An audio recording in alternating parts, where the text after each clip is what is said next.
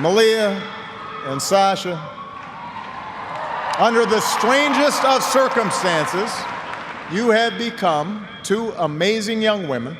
Malia Obama has never been one to shy away from expressing herself honestly.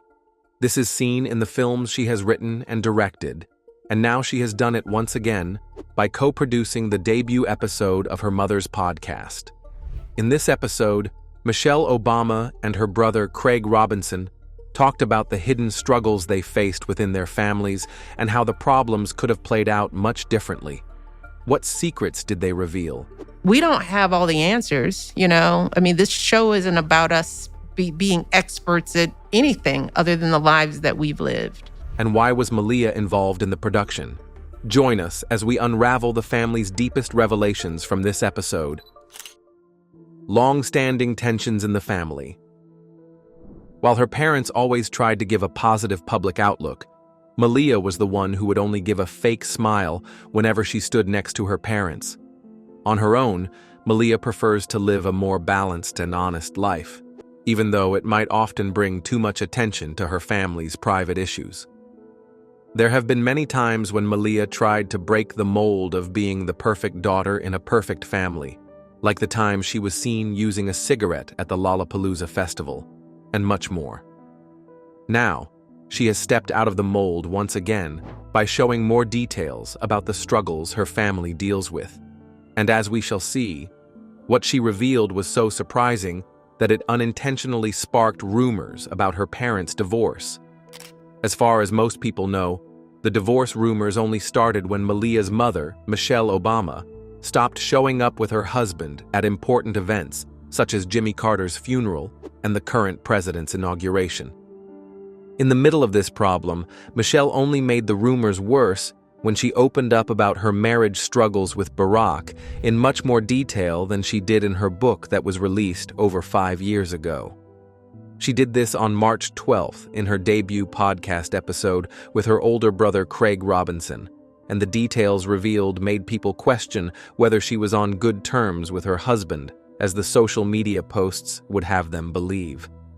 More interestingly, this debut episode was allegedly co-produced by her daughter Malia, who wanted the world to know more about the family's internal issues from her mother's view without showing her face. Many think this was because Malia was trying to build her brand in the media industry without being associated with her family's fame and already established reputation. Whether or not this is true is completely up in the air, but among the many things her mother talked about was her husband's habit of always being late.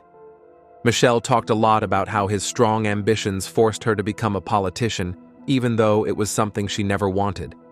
A lot of what she said during the episode revealed many hidden details about the family, and though Michelle tried her best to make the comments funny and lighthearted, the jokes didn't land the way she and Malia thought they would. For some viewers, these comments came off as bitter and, at times, provoking. This was because the last time she and Barack were seen together was in mid-December last year, and that day felt awkward for most fans because the couple allegedly showed no signs of affection as they stood next to each other throughout the event. It was like the awkward moments at the Oscars and the recent Snow White premiere when two lead actresses who hardly liked each other had to stand and smile like they were cool for a few minutes. On the day of recording, it had been 3 months since she was last seen in public with her husband, and the next time she openly spoke about him was to allegedly point out things that caused trouble in their marriage at a time when the rumors of her divorce had gone rampant. Michelle went far enough to say she was never interested in directly supporting his work until her brother Craig convinced her to do so. Though she had already written all about it in her book titled Becoming, Michelle still tried to speak more about the challenges she had with her husband at the time when he was heavily involved in politics. She expressed that her husband was so busy with work that she always felt like a single mother. During this time, Malia and her younger sister were still little. This meant Michelle had to be the one getting them ready for school each morning, picking them up later in the afternoon, and helping with their homework before bedtime. To make time for this, Michelle quit her job as executive director for community affairs at the Chicago Medical Center And by the time her husband started his 2008 presidential campaign, she stepped out entirely from work to focus full-time on her family and future role as First Lady. She explained during the podcast that her marriage was about learning to accept a life she never wanted, and that the learning process took several years to adjust. Surprisingly, the issues within Michelle's nuclear family weren't the only ones they discussed on that episode, and the next marital issue they talked about was almost disturbing. So without further ado, let's get to it. The Robinson Scandal. During the podcast episode, Michelle Obama and her brother Craig spoke about the heart-wrenching scandal that almost tore both families apart a few years ago. It all started in April 2022 when Craig Robinson and his wife Janice had big trouble with the University School of Milwaukee. The couple took the case to court after the school expelled their two sons. Both parents said it was because the school's teachers allegedly mistreated all children who didn't look like them.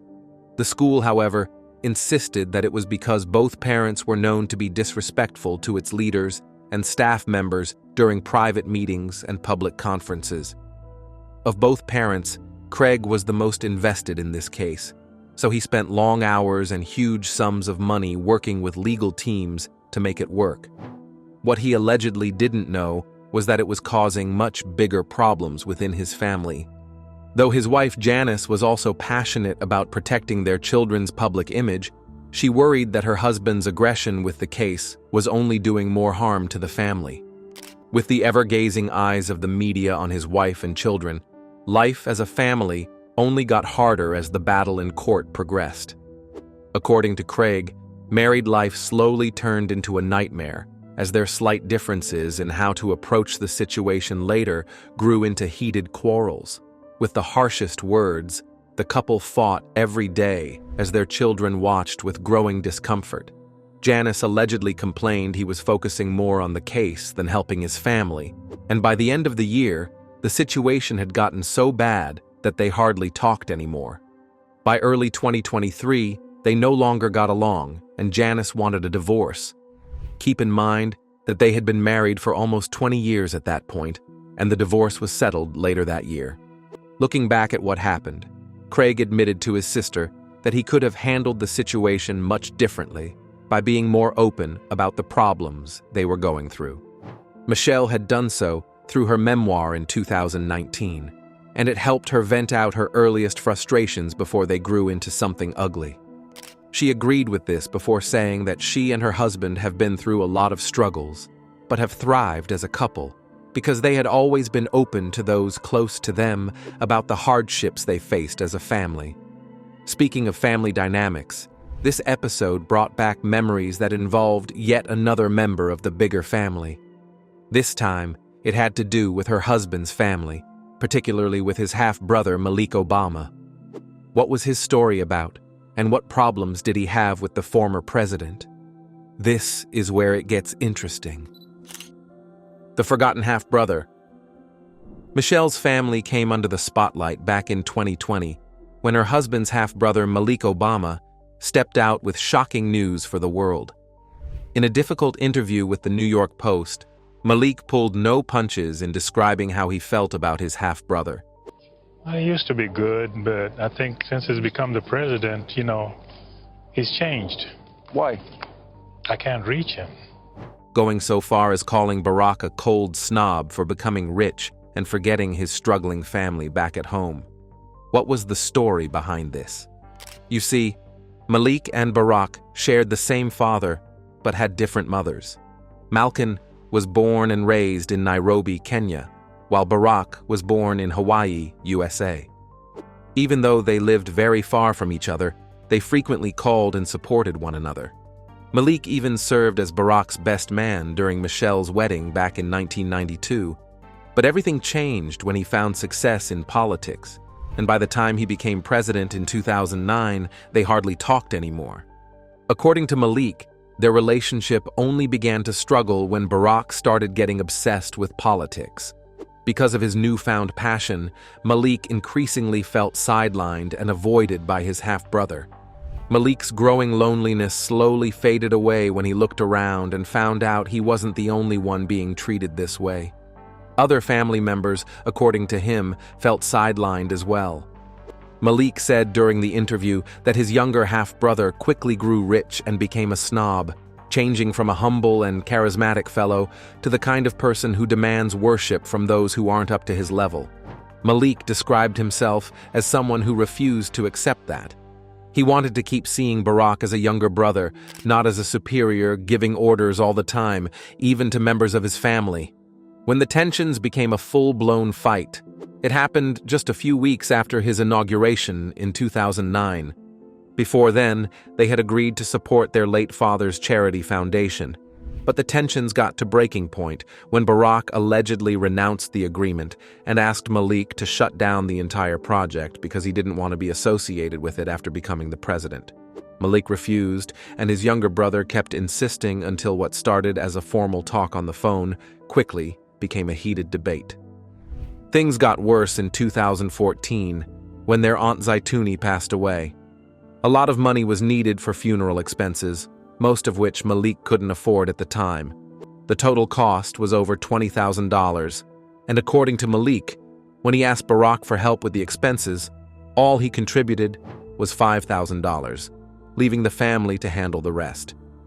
Malik felt disappointed because he had earlier explained to Barack that the entire family could barely put together a quarter of the total cost. Because of this, Malik described him as cold and ruthless, implying that he turned his back at a time when his family needed him the most, but it didn't stop there. Their relationship didn't get any better when Malik became involved in American politics as well. To everybody's surprise, he identified as a Trump supporter and stood against most of the policies pushed by his half-brother's administration. He did the same thing last year with the most recent elections, but many supporters from both sides only saw this as his way of getting back at Barack for offending him. He took things a step further by writing a book titled Big Bad Brother from Kenya, where he wrote about how their relationship grew worse the more he found success in politics. According to the book, Barack's obsession with politics was the main thing that caused cultural and political differences within the larger family. Through the podcast episode co-produced and directed by her daughter, Malia, these issues were brought up once again at a time when her mother Michelle's divorce rumors were at their peak. Being the person who prefers to show things as they are, many fans of the Obama family see this as her way of showing the world that their family still isn't as good as the supportive media makes it out to be. Like most families out there, they too go through their fair share of struggles and sorrows, some of which have spread and affected the other families of their close relatives. As for Malia, she is already making a name for herself in the film industry. Besides this episode of Michelle's podcast, she worked as a writer for Amazon's popular 2023 TV series Swarm, as well as the director of the famous short film from last year, The Heart. Many are excited to see the next big story she has for the world, as she continually proves herself as the creative talent that keeps on giving. Kai Trump's luxurious lifestyle. It doesn't come as a surprise to anyone that Kai Madison Trump, the eldest grandchild of Donald Trump, lives a life most teenagers could only dream of. Born into a family of wealth, status, and power, Kai has been in the spotlight from an early age. While many people know her grandfather as a former president and a billionaire businessman, Kai has begun to carve out her own path in the public eye. But Kai is not just Donald Trump's granddaughter. She is also an individual who is gaining attention for her achievements, her lifestyle, and her growing presence on social media. From exclusive trips to extravagant gifts, her life is filled with luxury and comfort that few teenagers ever experience. Recently, Kai made headlines when she officially committed to playing golf at the University of Miami. Golf is often associated with wealthy individuals, luxury clubs, and exclusivity, and Kai's involvement in the sport aligns with her family's status. Apart from her growing success in golf, Kai recently gave her fans an inside look into her teenage life through a video she posted. The video, titled A Regular Day in the Life of Kai Trump, shows her preparing for her homecoming dance. While the video itself offers a glimpse into some relatable teenage experiences, Donald Trump now inspiring his granddaughter Kai's dance moves. It is clear that Kai's day-to-day life is far from ordinary. The video does not show everything, though. What it leaves out is something really surprising. Her mode of transportation for homecoming was a Tesla Cybertruck. Seeing a teenager roll up to a school dance in such a high-end, futuristic vehicle is not something most people would ever witness. The Cybertruck is not just any car. It is a luxury item with a starting price of over $82,000, according to Car and Driver. This makes it unattainable for most teenagers, or even adults for that matter. The car's rarity only adds to its exclusivity, since there are limited numbers available on the market. While Kai did not confirm if the Cybertruck was her own, her post on Instagram showed her sitting proudly in the driver's seat and laughing with her friends as she drove them around. Many people speculate that her grandfather's close friendship with Elon Musk may have played a role in Kai's experience with the Cybertruck.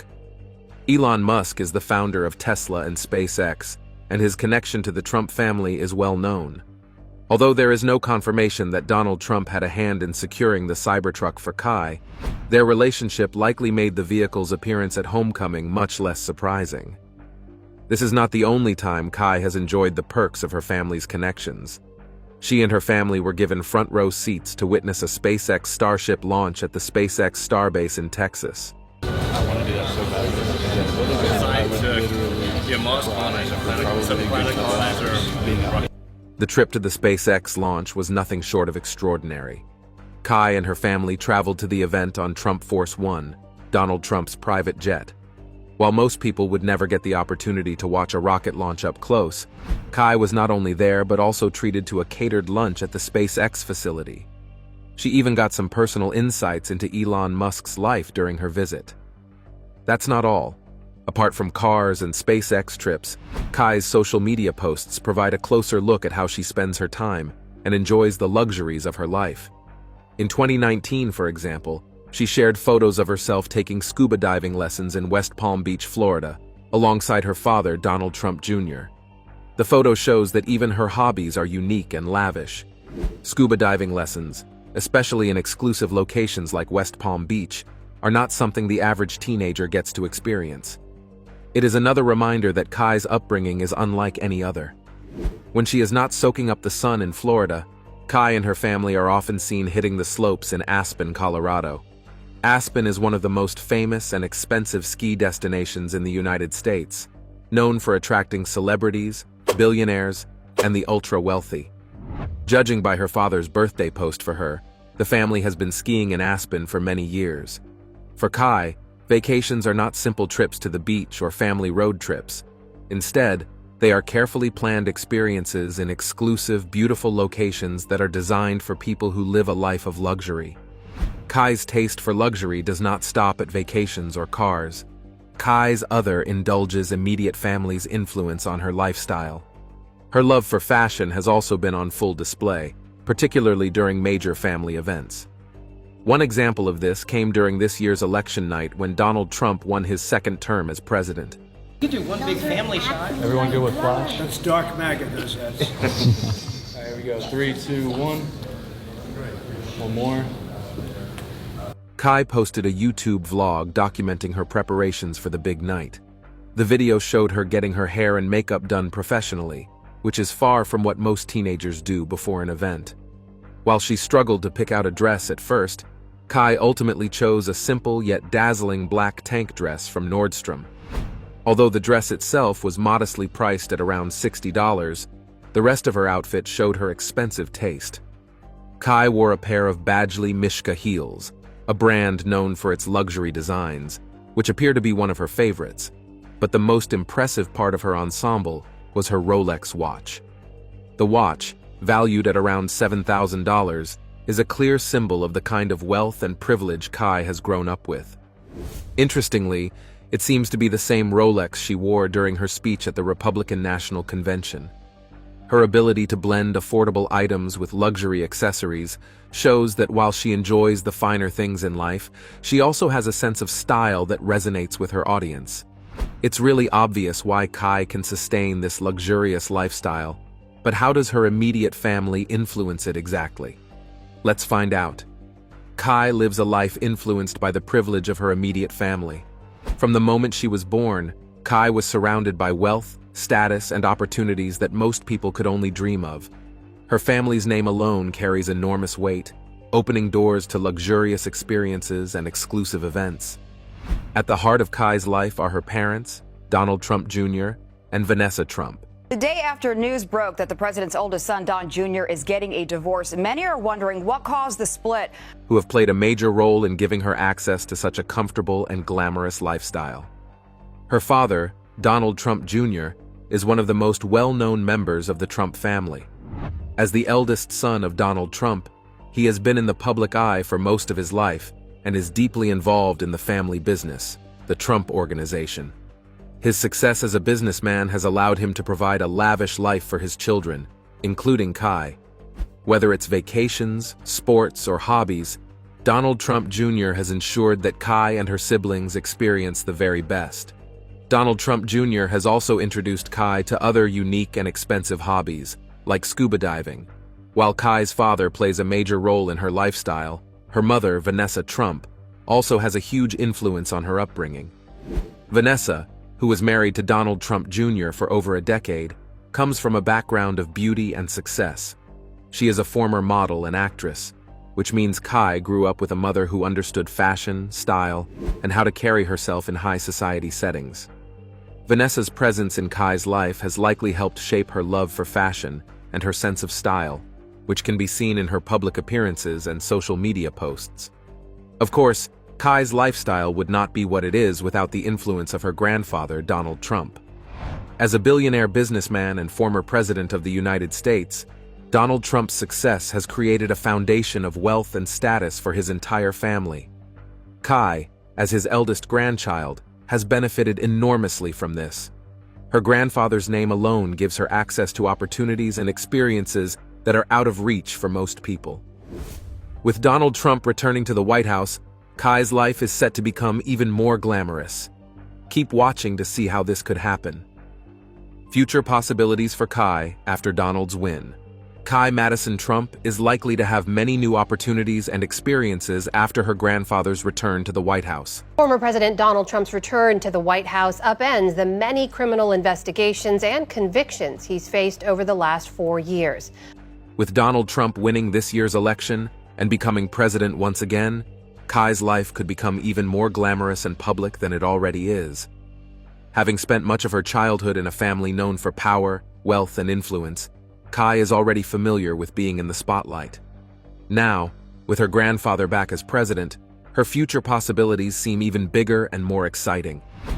During Donald Trump's first term as president, Kai was often seen visiting the White House. Photos of her sitting in the Oval Office and riding Marine One showed that she was already comfortable being in places most people only see in movies. With her grandfather returning to power, there is a strong chance that Kai will once again spend time in the White House. Whether she is touring the halls, attending official events, or joining her family for celebrations, Kai's presence will likely be noticed. She may share more photos or videos of these experiences, which would keep her in the public eye and remind everyone of her connection to one of the most powerful figures in the world. Kai's future could also include a role in politics. She has already shown that she is comfortable speaking in front of large audiences when she gave a speech at the Republican National Convention. For most teenagers, standing on such a big stage would be overwhelming, but Kai handled it with confidence and poise. This experience could be the start of something bigger for her. With her family's strong political influence, Kai might choose to follow in her grandfather's and father's footsteps by getting more involved in politics. She could attend more events, give more speeches, or even consider a political career in the future.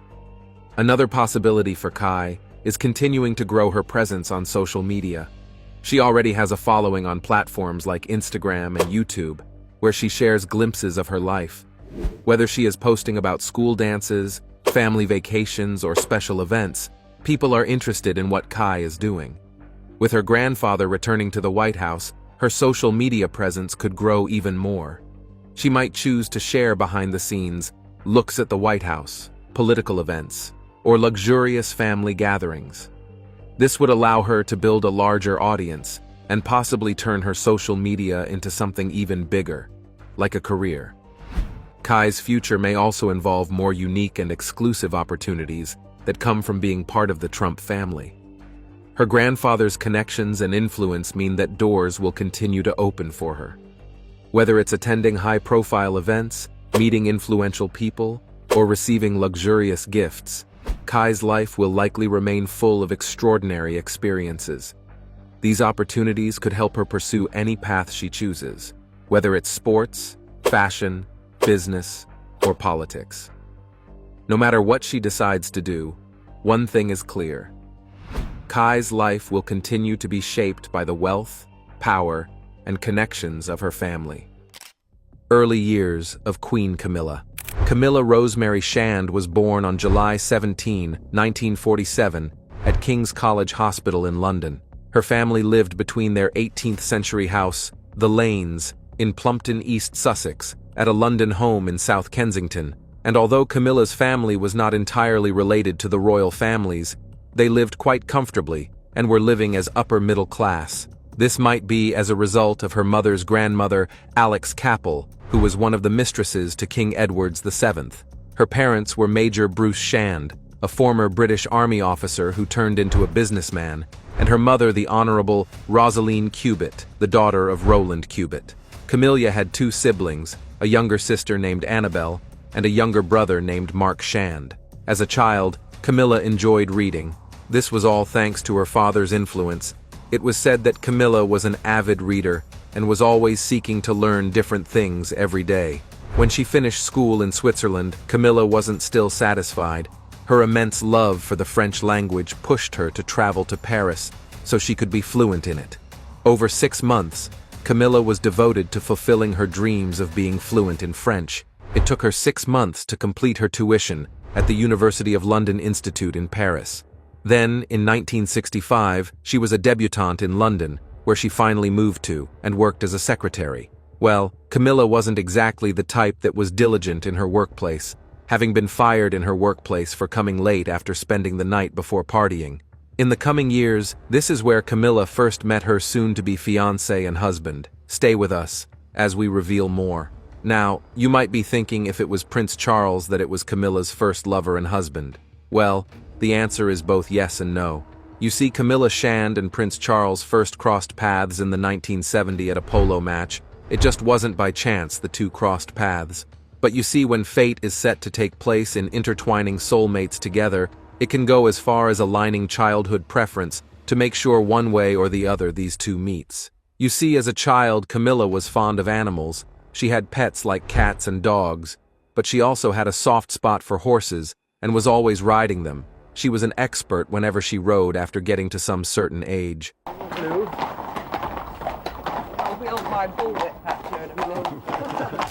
Her family, as we said earlier, were living quite comfortably in comparison to most average families in the United Kingdom.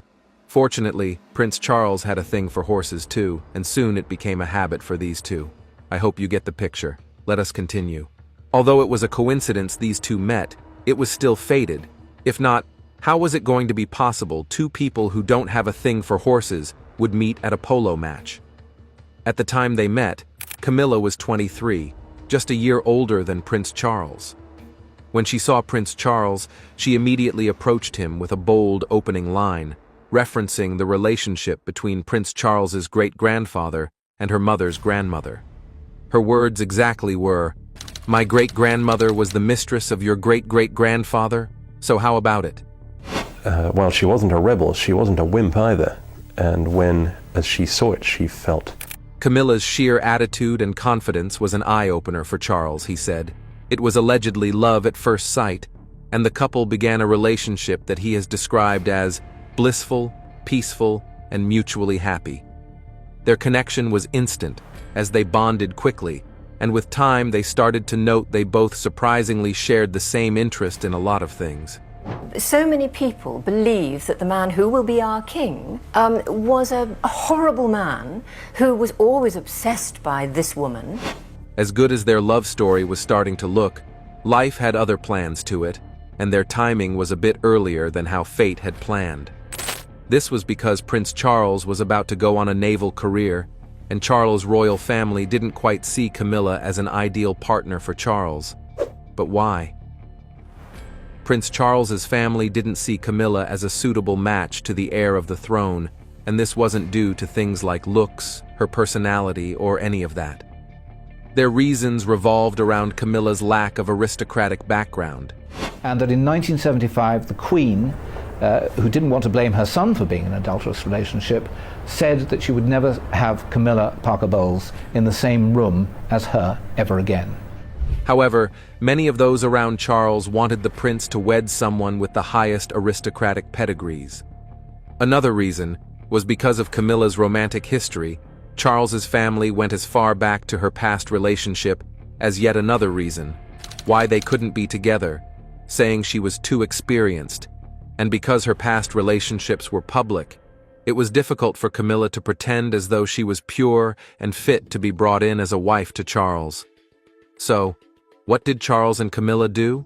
I understood from Her Majesty the Queen, she said she should be Queen Consort. Now suddenly, she's now going to be Queen. Seeing that their relationship wasn't fruitful, Charles had to leave on naval duties.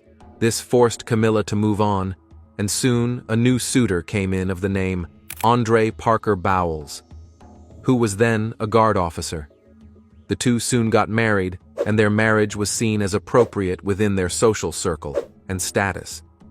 When Prince Charles heard about the marriage between Camilla and Andrew, he felt betrayed and was deeply affected by it. Reports even say that the pair's wedding announcement was done without their consent. The parents of both Andrew and Camilla had sent out the announcement to the Times newspaper, which then forced Andrew to immediately propose to Camilla. Their marriage took place on the 4th of July, 1973, in a Roman Catholic ceremony at the Guards Chapel, Wellington Barracks, in London. The wedding was a grand one, and even considered Society Wedding of the Year. It had an attendance of over 800 guests, and was remembered by all. On the other hand, Charles was still affected by this marriage, but still, he kept tabs on Camilla, and still maintained their friendship with both Camilla and Andrew. At one point, he even became a godfather to a child of theirs, Tom. It seems bizarre that Charles and Camilla were still in close contact even after she got married, and we agree it was. It even caused some sort of rumors to spread among the public, as most of them guessed that Camilla was still secretly in a relationship with Charles after her marriage. However, that wasn't the case. To us, Camilla had moved on from the fact that Charles and she were no longer a couple and focused her attention on building a family with Andrew. The pair went on and had 2 children, Tom and Laura. Seeing this, Charles was under immense pressure to find a suitable bride. He was often reminded by his peers and family on the note to settle down as soon as possible and just move on from what had happened between him and Camilla. Tell us what you've learned from this video. We would love to know what you think in the comments down below. If you enjoyed the video, please make sure you like, share, and subscribe. You can also click on the next video shown on your screen. You will enjoy it.